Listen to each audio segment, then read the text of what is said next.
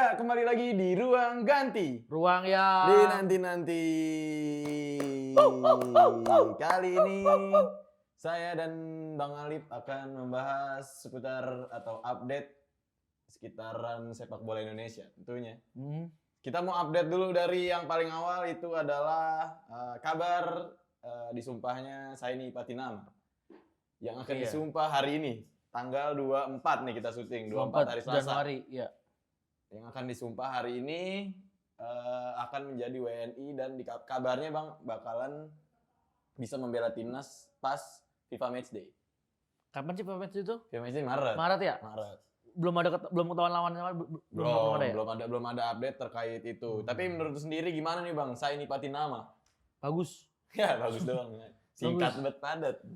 Ya kalau pemain lokal nggak ada yang mencukupi, kenapa kita nggak nyoba main naturalisasi? Bener.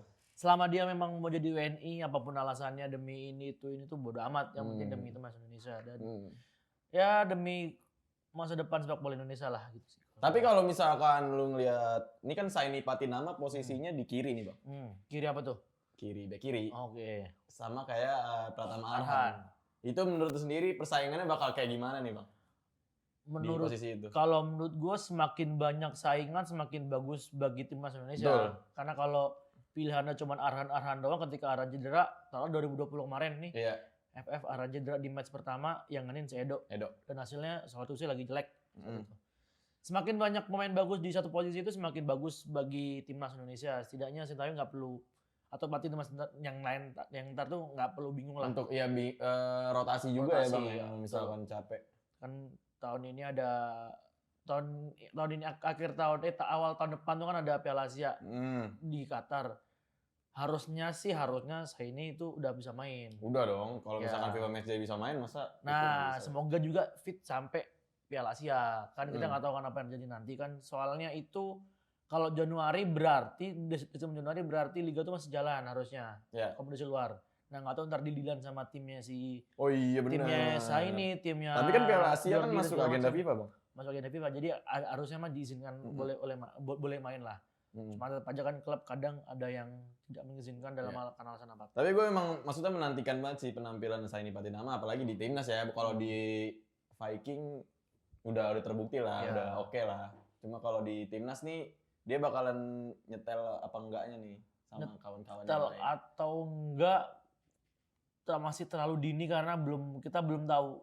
Karena apa ya, masih belum ada agenda match yang nggak harus resmi, tapi kumpul dulu buat TC buat persiapan FIFA Matchday. Masih menurut gue masih terlalu dini untuk ngomong nyetel atau enggak. Tapi si Sintayong itu menurut gue pelatihan cerdas yang dia tahu gimana cara dia membuat atau membangun sebuah tim sesuai dengan apa yang diharapkan. Kalau pemainnya tidak sanggup memenuhi ekspektasi dia, ya coret gitu. Artinya bagi dia yang terpenting adalah hasil dan prosesnya, nggak peduli siapa yang main, nggak peduli dia. Jadi emang tergantung nanti ya Bang, berarti emang prosesnya dulu. Masih nunggu 2 bulan ke depan lah untuk melihat si Saini apakah dia pas buat timnas Indonesia. Bahkan yang udah disumpah aja si Sandy Walsh kan kita juga belum lihat kan. Iya, karena alasan itu kan, karena yang dia main nggak diizinkan bertanding, makanya kan gue sih mikirnya 2024 atau ketika Piala Asia 2023 kita ntar tuh komposisi kita jauh lebih komplit dibanding tahun ini. Kiper tetap Nadio lah. Di posisi belakang itu kita ada Jordi Amat, ada Sandy Walsh, ada Bagot, ada si Saini. Artinya kemungkinan kalau diizinkan artinya ada 4 pemain naturalisasi di belakang atau pemain keturunan Indonesia yang di belakang. Benar. Terus di lini tengah masih ada Klok, masih ada Marcel, masih ada Taula, Irianto segala macam masih. Ya menurut gua untuk kita setidaknya nggak malu-malu di Piala Asia itu masih terbuka lah. Benar. Karena kan kalau ngomongin kita lolos ke babak selanjutnya itu kayak berat nih, karena lu Piala AFF aja lu nggak bisa juara gitu. Apalagi lu ngomongin Piala Asia yang levelnya jauh di lebih atas tinggi dibanding Piala AFF. Jadi karena memang kalau gue ngeliat komposisinya kayak gitu nih Bang, nanti kayaknya bakal keren banget sih di pertahanan ya. Tergantung balik lagi ke chemistry-nya juga sih Bang di belakang. Betul, tinggal gimana caranya Sintayong ngeracik lini-lini di selain lini belakang. Karena yang paling gampang adalah 4 pemain belakang ini ini gue nggak tahu, cuman 4 pemain belakang ini kayaknya mereka bisa ngobrol pakai bahasa Inggris. Jadi komunikasinya jauh lebih lancar dibanding taruhlah 4 pemain ini ada 2 yang dari lokal. Dan 2 lokal ini nggak bisa bahasa Inggris, artinya kan itu susah ya untuk komunikasi. Jadi ketika 4 pemain misalkan mereka main bareng dan iya benar. Komunikasinya itu menurut gue jauh lebih lancar gitu. Iya. Jadi kayak koordinasi antar back itu bisa terjaga karena komunikasinya mereka emang ya bahasa Inggrisnya. Betul. Kalau misalnya 4 pemain ini main bareng. Kalaupun enggak, apalagi sama Klok.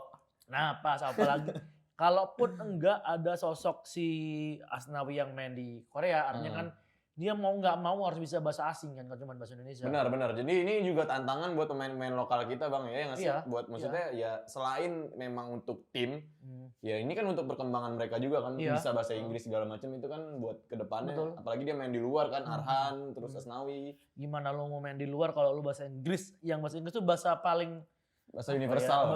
Bahasa paling universal, kalau dibilang paling gampang enggak, tapi yang paling umum dipakai di semua negara bahasa Inggris. Rata-rata. Ya masa lu nggak bisa gitu. Apalagi lu belajar bahasa Korea, Jepang, Thailand dan segala macam itu menurut gue jauh lebih susah di mana belajar bahasa Inggris. Jadi memang itu bakalan jadi nilai plus sih Bang ya nantinya nih buat timnas Indonesia karena kedatangan si empat pemain, ya jadi maksudnya jadi 4. Iya, kalau jadi ya, kalau dimainkan bareng tuh menurut gue jauh lebih enak buat koordinasi aja. Iya sih, gue udah gak sabar banget sih menantikan komposisi tersebut. Tapi setelah ini gue juga mau bahas satu pemain yang memang lagi rame nih Bang, Marcelino yang kabarnya bakalan keluar kota. Negeri dong. Bukan kota mas, sekarang dia udah nggak di Surabaya dia. Dia sekarang udah di mana? Jakarta. Mau terbang nih. Mau terbang ke klub Belgia. Ke Belgia nih, kayaknya udah negosiasi sih katanya.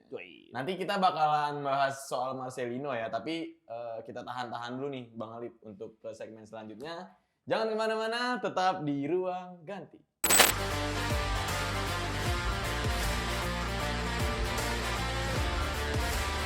Ya, kembali lagi di Ruang Ganti. Ruang yang... Ini nanti. Oke, kali ini kita sudah memasuki segmen ke 267 juta. Ngaco. Kali ini sudah masuki segmen kedua. Kita bakal membahas tadi, udah disinggung di awal, itu adalah membahas soal Marcelino. Yang kabarnya akan bermain di luar negeri. Betul. Tepatnya di klub Belgia nih Bang. Beerschot VA. Nah, pendapat lu sendiri gimana nih Bang? Kabarnya mengenai kan bagus sih. Marcelino.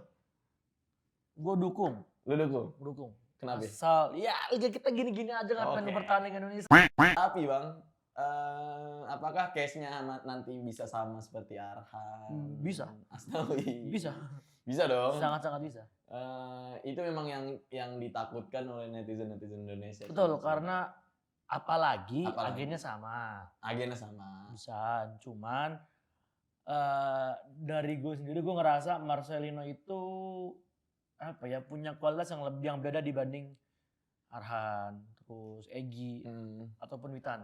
Kalau kita ngomongin Asnawi dia beda lah. Dia di antara semua pemain abroad kita yang sukses tuh si Asnawi. Selain Bagot, selain Jordi Amat dan segala macam. Pokoknya yang benar-benar kita dari sini kalau dari lokal paling bagus tuh Asnawi. Karena ya maksudnya dilihat bagusnya atau enggaknya mungkin dari jam atau menit bermain ya. Dia paling banyak bermain. Paling banyak menit bermain di klub. Selain Asnawi mungkin si Sadil lah. Ya. Kalau ngomongin Egy Witan sama si Arhan. Jauh lah. Jauh belum ya? Jauh. Dan menurut gua apakah si Marcel ini akan seperti abang-abangnya nanti? Kemungkinan itu ada. Ada banget.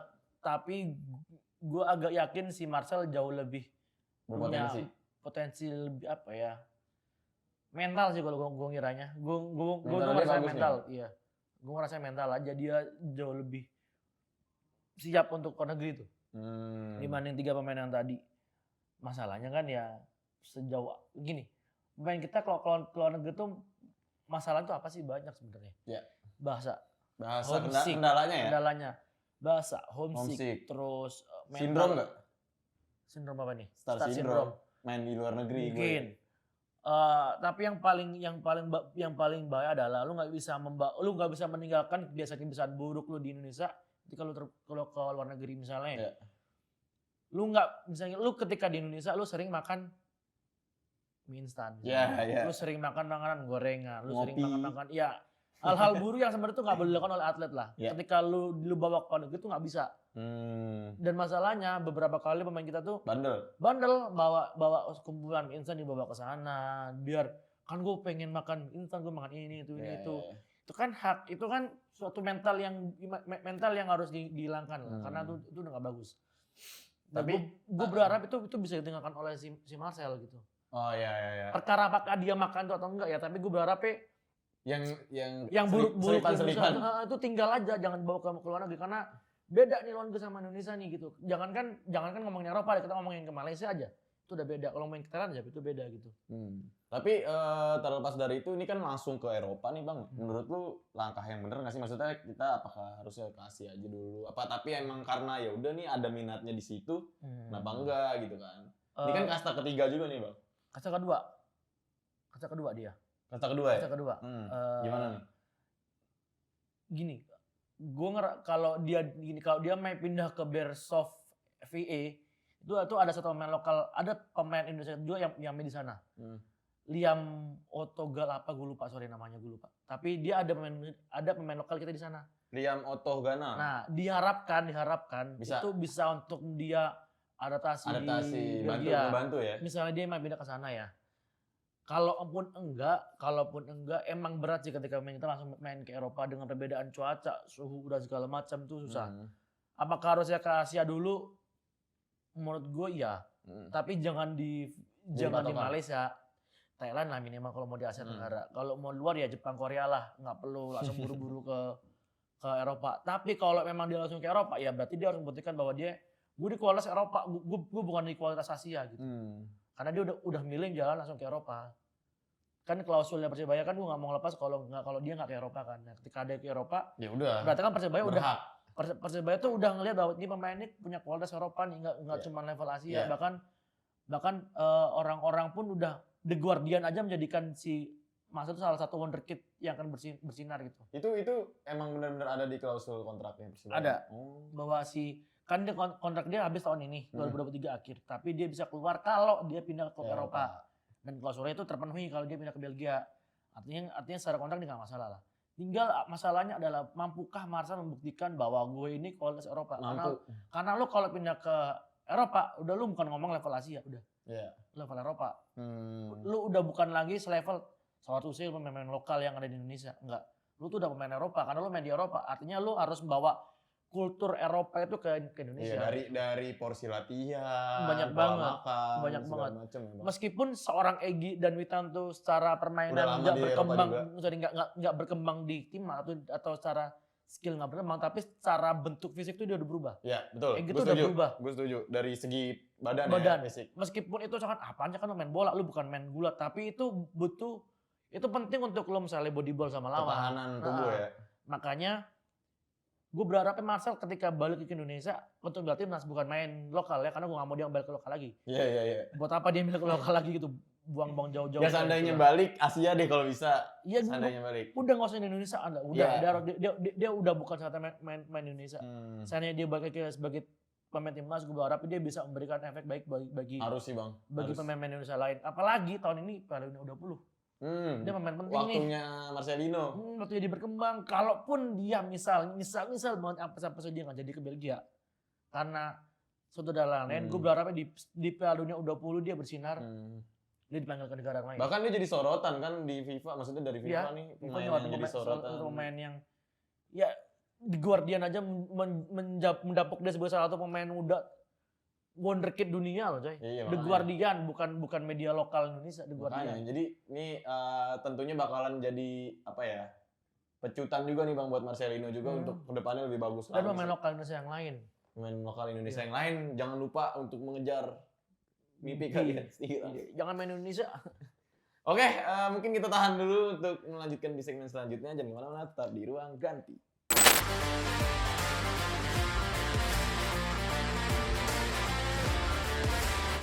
Ya, kembali lagi di Ruang Ganti. Ruang yang Di nanti-nanti. Kali ini kita sudah memasuki segmen yang terakhir. Oke. Segmen yang terakhir di mana di sini akan membahas tadi kan udah luar negerian. Lokal, tambah sana bahas lokal. Kita sekarang bahas lokal. Hari ini Bang, tepat hari ini tanggal 24 Januari 2023 ada agenda di mana rapat darurat owner meeting Liga 2. owner meeting Liga 2 dengan LIB. Itu menurut lu gimana Bang? Bakalan ngebahas apa dan kita hasilnya gimana? Hasilnya belum tahu. Hasilnya belum tahu. Karena kita menebak-nebak lu. karena kita lagi syuting siang, meeting mungkin kita syuting ketika mereka lagi meeting, gua nggak tahu hasilnya. Lagi makan siang dulu. Lagi makan siang dulu atau gimana gua nggak tahu lah. Cuman Bincang. apa yang dibahas, gue yakin bahas soal kelanjutan Liga 2. Kelanjutan Liga 2 dan hasilnya kemungkinan besar Liga 2 jalan. Menurut lu jalan. Kalau Liga 2 jalan, berarti Liga 1 jalan. Liga 1 degradasi. Ada degradasi. Artinya tim-timnya kemarin udah ngebuang main. Yang udah nggak lihat main. Semangat lagi. Ayo yang ada di zona degradasi, semangat lagi. Tim Liga 2 juga apes karena ada beberapa tim yang udah ngebuang pemain kan. Iya. Persipura kehilangan Dian Fatari. Dian Fatari masuk Liga 1 ya? Liga 1. Terus Kedewa, Patrick Mongsiwor juga pindah. Ada Dewa dari Dewa PSM juga dari udah PSM. pindah. Artinya tim-tim Liga 2 yang udah mau main tuh kena prank semua. Kena prank. Ya. Kayak artis-artis prank-prankan. Iya makanya, maksud gue gini. Sebenarnya dari 20 sekian peserta itu enggak sampai 10 klub lah yang enggak mau Liga jalan itu sebenarnya. Sempatnya 3 sampai 4 tim doang yang awalnya enggak mau jalan. Cuman karena mereka mengompor-ngompori tim jadi seakan-akan banyak yang mau. Iya bahkan dari Persipura juga waktu itu angkat suara juga Bang. Mereka mau lanjut. Kalau misalkan coba siapa yang nggak mau lanjut, ya buka aja sudah eliminasi. Gitu. Harus tegas, harus degradasiin aja. Harus di kalau yang nggak mau aja. Lanjut, gitu. Kalau nggak mau lanjut ya udah degradasikan. Gue setuju kalau di-cut berarti ada 3 tim yang nggak punya duit dan di-cut karena nggak mau lanjut. Ya ada lah. Kalau kalian mau ngecek, cek aja lah tim mana aja yang nggak mau lanjut karena berbagai alasan. Ya. Alasan utama adalah karena tidak bayar gaji. Benar. Krunya ya berapa bulan nggak tahu. Ya bisa 2 bulan 3 bulan. Nah tim yang nggak bayar gaji di mana Jawa Timur sama Jawa Barat. Cari sendiri di mana tim-timnya itulah. Pokoknya adalah. Nah itu tim-tim yang nggak mau Liga 2 jalan. Ya kalau menurut gue sih degradasiin aja. Maksudnya ini masalahnya juga maksud gue gini Bang, lebih banyak yang mau gitu kan. Kecuali emang yang lebih banyak yang nggak mau. Iya. Makanya kalau dari gue lupa kemarin siapa yang ngomong tuh. Jangan sampai mengorbankan 20 orang atau mayoritas yang pengen main demi berapa orang yang nggak mau main gitu. Maksudnya kalau misalkan aja. Kita kan dari zaman dulu maksudnya ada namanya voting. Voting yang terbanyak yang menang dong. Makanya. Jadi emang ya harusnya sih lanjut ya harusnya. Harusnya lanjut, apalagi kan yang bikin gue bingung adalah kenapa PT LIB atau operator liga tuh memutuskan mengadakan meeting setelah ditegur oleh Jokowi. Nah, itu dia tuh. Pertanyaan gue juga kenapa lu nggak ngomong maksudnya gini, kenapa lu nggak bahas itu dulu inisiatif internal sama Liga 2 baru ngomongin. Baru ngomongin. Kenapa baru sekarang yang udah ditegur sama Jokowi? Kita udah banyak yang menolak, banyak yang angkat suara segala macam. Sampai akhirnya angkat bicara, Deng. Kok kenapa emang enggak apa? Gara-gara itu akhirnya diubah semua. Gue nggak tahu sih apa hasilnya ntar berubah atau enggak.